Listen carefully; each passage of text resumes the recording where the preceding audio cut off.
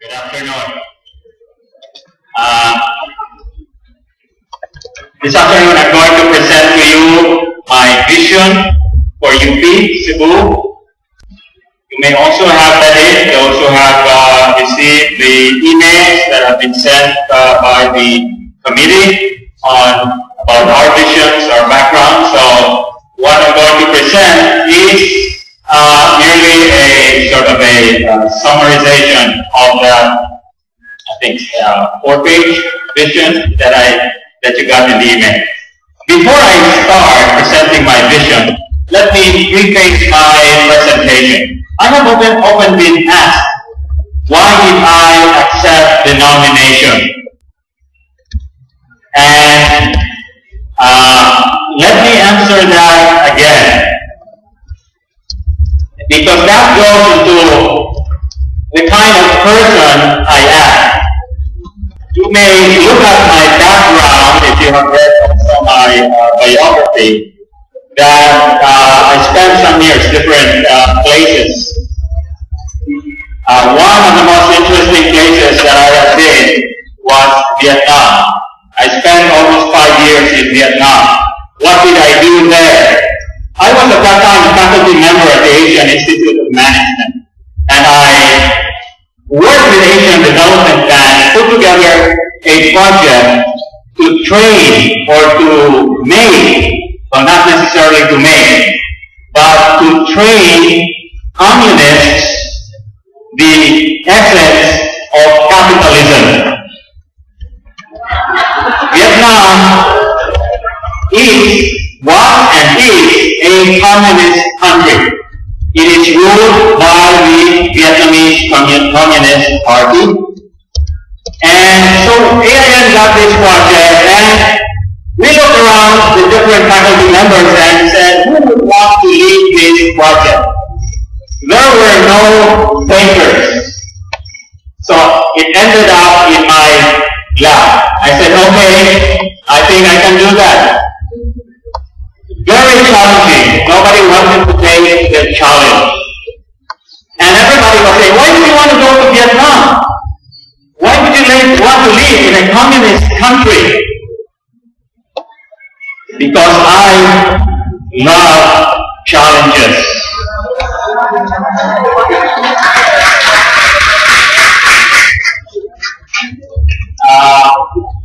I would not compare myself to Che Guevara. You know who Che Guevara is. Okay, he was asked, he was with other persons, other people, and he was asked, where do you want to live? What kind of place do you want to live? And they all said, I want to be in a place where there is freedom, there is all of this. And Che Guevara said, I don't want to be in that place. I want to be in a place where there is no freedom. Because he wanted the challenge to introduce freedom. Well, as I said, I'm not comparing myself, but I love challenges. And UP Cebu is right now building it up is a big challenge. Would I have taken it if this were a challenge other places? Probably not. Then why do I take it in Cebu? Because I'm a Cebuano. This is my home.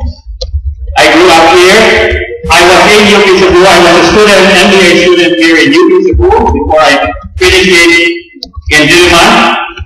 So I have very strong affinities and strong feelings, and I cannot allow not lifting a finger to make UP Cebu what it should be. Okay, so this is my vision of what UP Cebu ought to be. See if this works. Well, I'm an economist, so bear with me. Okay. Here it is. Oh, here. So I'm going to start with, well, UP is a public university. We are funded in Cebu. 90% of the money we spend comes from the people. So who are the people, or who are the people that we're supposed to serve the people? Who are these people? Part of these people or how does this look like? This is the poverty incidence in the country. Poverty incidence means how many percent poor people there are, how many percent populating are poor.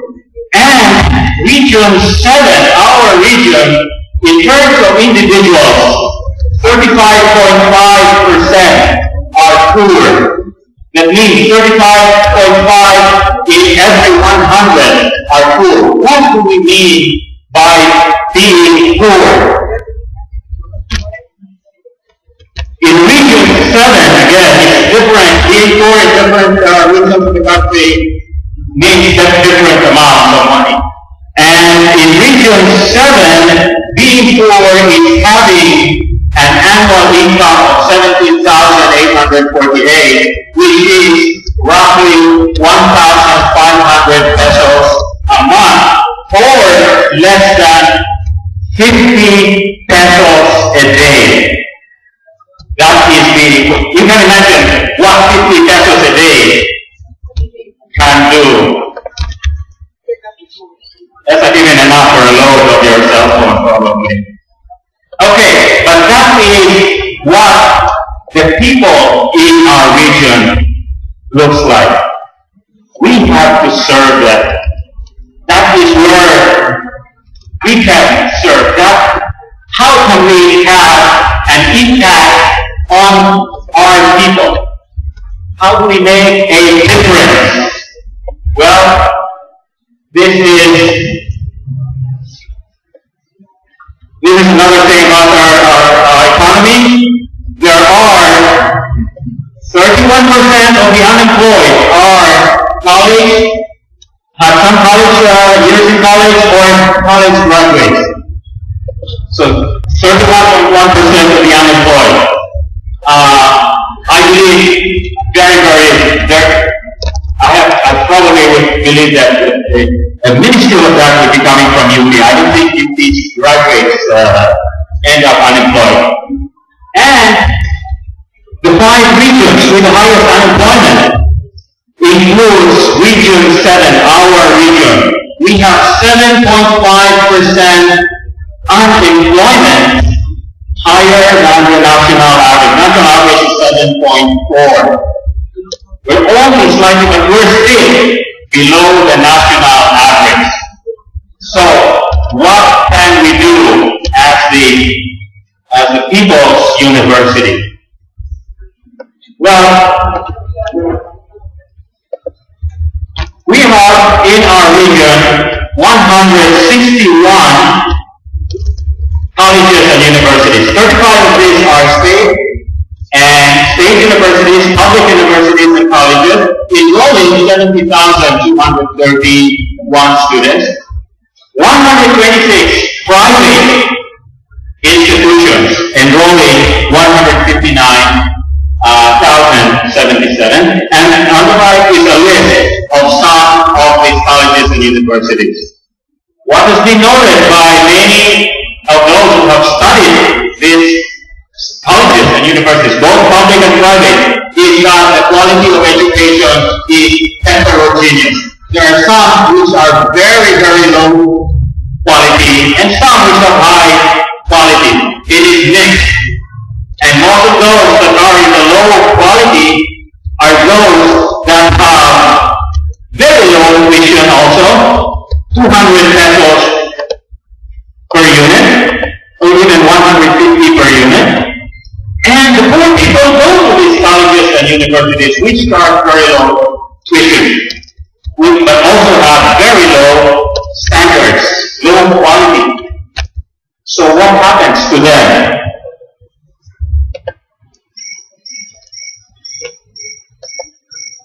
Well, those that are go to low standards, you know where they go after they graduate.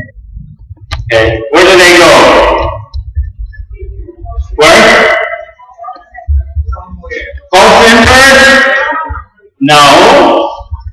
They go to where? Huh? Okay, they end up with low salaries. Alright? So they're just a little bit better, but not there still, the chances of them getting out of poverty is also low. Okay, but there are excellent institutions. UP is one of them. Of course, we have COE in IT, which we got in 2007. These are the good, the high standards, excellent institutions. San Jose, COA in terms of teacher education, COD in IT. USC, COE in teacher education, COE in chemistry, COD in biology, CIT, COE in IT, just like us.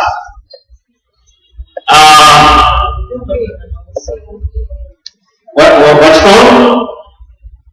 UB, Cologne, COD in business administration. CIMA, COD in IT. COE means the school gets 90 to 100 points. COD is 80 to 89 points. Okay, let's look at our graduates, students and who will eventually be graduates. I went around a few months ago. I was doing a research paper on higher education. So I went to HR, Human Resources Department heads, Bank of China, China Banking, BOD, and several other HR. And I said, because we have many graduates there, and I asked them, is there a difference between our graduates at UP and the graduates of other schools? And they said, yes, certainly there is a big difference. That's why they come here every January. They line up to interview you, those who are graduating. They want to get you to join their company. Why do they want to get you? Because they said UP graduates have the capacity for critical thinking. And they also said they love continue learning. They also have dexterity in effectively dealing with ambiguous and complex situations. These are not my words, these are their words. They possess leadership potential, and they've been giving me examples. This person joined us last year. We're sending him to Manila for the management training. And they are resourceful. You know you are resourceful. Okay? And this is I'm adding this. They also have a strong commitment to nationalism. However, they didn't say this. I added this.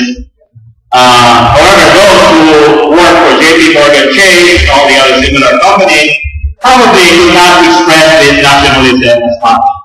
Okay, but I'm sure you have that within you, the nationalism. And also, I added this, that our IT focus on programs will ensure that our graduates will fit into the modern workplace.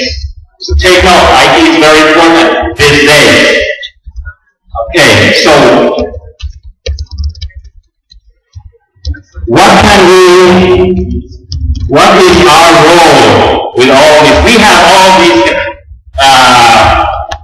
capacity to make you and other students the nice way that the HR people look at.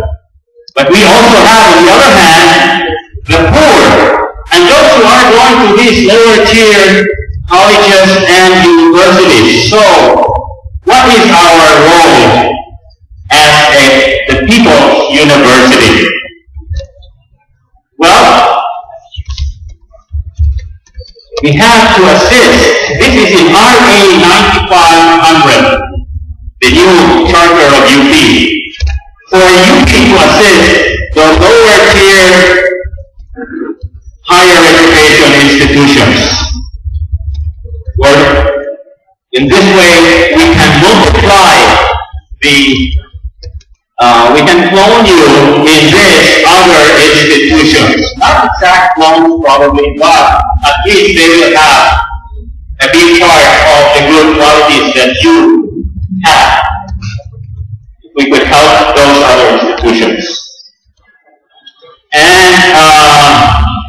This is a higher quality in education, we mean higher productivity, and therefore higher salaries for those poor students, economically poor, not intellectually poor, and also higher incomes and poor graduates means more inclusive regional growth. This has been an issue. Inclusiveness of growth is being now the issue in development. Are we going just for the rich? We should be going to include the poor in the growth of our region. Okay. So, how can we help them? First, we have to be a leader in higher education. We have seen all those other, excellent schools, just like us, but we have to lead. So how can we become a leader and eventually be able to help the poor schools and lift people out of poverty? Well, first is we should have excellent programs, undergraduate and graduate, that are relevant to the needs of the people, of the community. IPNO for one is relevant and it is needed. And then we need to improve the profile of our faculty. Our faculty members have to improve their PhD and so on, so that they will be effective in instruction, effective in the classroom, prolific in research, and active in extension in engagements with the outside world. We should also have adequate physical and technological infrastructure. We'll go into each one of this. An efficient operation, and we should have financial sustainability. And effective, this is the most important, an effective governance structure, meaning how are issues decided. Okay, now let's go to the first one, academic programs. What is an academic program? How do we go about having a good academic program? The first is to identify disciplines that the community needs, and then we have to assess the capacity of the other schools. We, UP Cebu, we're not here to compete with University of San Carlos, University of the Visayas, CIT, USJR. We have a distinctive role as a public institution. We're not here to compete. The people's money, people's funds spent on us is not to compete with these private institutions. So we have to assess what can they do, what can they not do, and what they can do is a potential for us to do. Then we have to look at our own capacity. What can we do, existing as well as potential? Then we develop these programs and evaluate these programs using national and or international matrices. You see if we could pass for a CHED COE on these programs. Or for business, for example, there is a AACSB, which is the highest international accreditation for business schools. Very stringent. Then we strengthen our linkages with excellent institutions, international and local. Now let's look at the next. Highly qualified faculty. What do we do to improve the quality of our faculty? First, we have to increase the number of PhDs in our faculty. If you look at world-class universities, you can see that all of their faculty members have PhD. That's the ticket to teach in a university. Everybody has to have a PhD. You can be a clinical instructor if you don't have a PhD, only with a master's. And then we support existing faculty members to get their PhDs from Diliman, from other mature UP units, or international universities. We develop excellent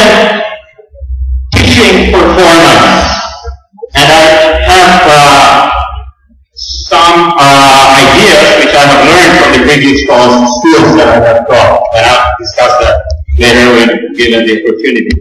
Provide support for research, provide incentives to engage in limited extension work. Next, physical and technological infrastructure. Faculty offices. I know I've been to some of the faculty offices, and there is really a need for that. And improve classroom conditions, make it more comfortable. Provide adequate student study area, discussion area, open for student organizations, dormitories, and so on. We build sports facilities. Sports is a very important component in college life and other amenities. What about operations? We restructure our operations, make it more efficient. We have two faculty members who are in the management cluster who teach operations management. They could be of help. We train the staff, adopt environmentally sustainable programs, optimize the use of IT, rationalize expenditures, and that should help in our operational efficiency. What about financial sustainability? Strengthen our linkages with industry, government agencies, political leaders, international local donors. We develop real estate properties at UP Cebu, revitalize the UP LFS location in Cebu for them to help us. And governance structure. What kind of governance structure should we have? Well, C for collegial, R for representative, E for efficient, A for accountable, T for transparent, and E for effective. D8, that's our governance, characteristics of our governance structure that we should have. Okay, so I think that's the final slide.